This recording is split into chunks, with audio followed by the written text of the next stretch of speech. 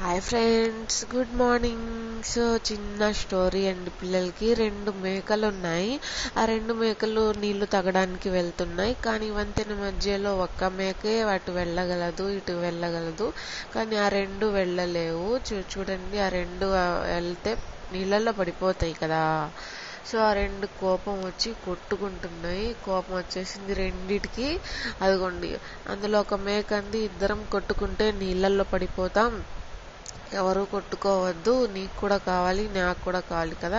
So నేనైతే అటు వెళ్ళాలి, నువ్వైతే ఇటు వెళ్ళాలి కదా. నేను కూర్చుంటాను, నా మీద నుంచి నువ్వు అటు వెళ్ళిపో, నీకు దారి దొరికింది, నాకు దారి దొరికింది అన్నది ఫ్రెండ్స్ తెలివిగా.